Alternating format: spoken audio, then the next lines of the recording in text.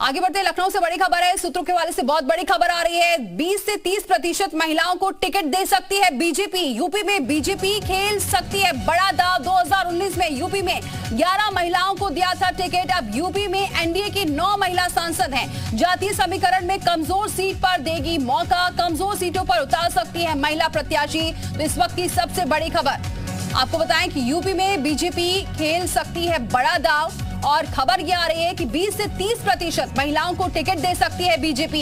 UP में BJP खेल सकती है बड़ा दांव। 2019 में यूपी में 11 महिलाओं को टिकट दिया गया था और अभी यूपी में एनडीए की 9 महिला सांसद हैं।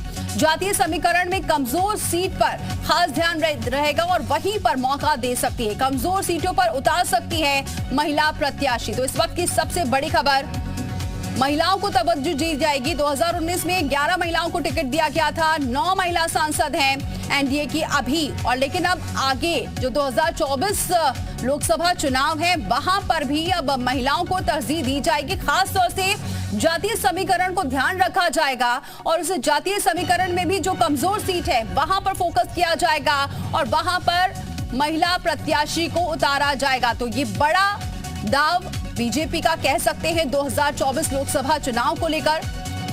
अभी महिला रिजर्वेशन बिल पास ही हुआ है और उसके बाद अब एक और कदम आगे बढ़ाते हुए उत्तर प्रदेश में लोकसभा चुनाव में 20 से 30% महिलाओं को टिकट दे सकी। विशाल हमारे साथ जुड़ चुके हैं। विशाल, एक बड़ा दाव खेल रही है बीजेपी और अगर महिला प्रत्याशियों को उतारा गया, क्योंकि पिछली बार देखा गया था 11 प्रत्याशियों को उतारा गया था, 9 सांसद हैं, तो जाहिर सी बात है इसका बहुत फायदा मिल सकता है बीजेपी को।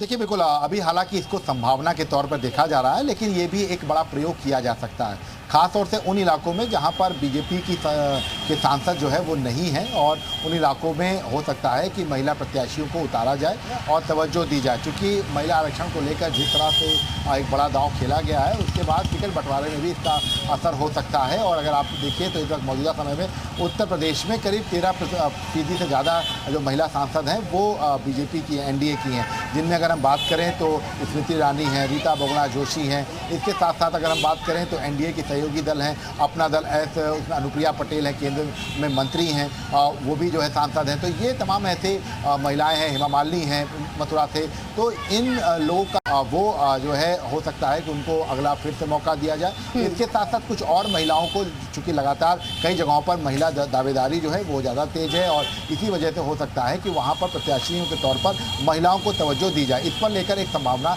बन रही है। हालांकि अंतिम फैसला पार्लियामेंट्री बोर्ड करती है बीजेपी की, लेकिन 20 से 30% तक का जो आंकड़ा है या जो आकलन है वो लगाया जा रहा है कि हो सकता है कि इस पर भी बीजेपी विचार करे। बिल्कुल समाज, ठीक है विशाल, बनी रही, क्योंकि अगली खबर पर भी आपसे अपडेट लेंगे। तो अब बीजेपी महिला प्रत्याशियों को उतार सकती है।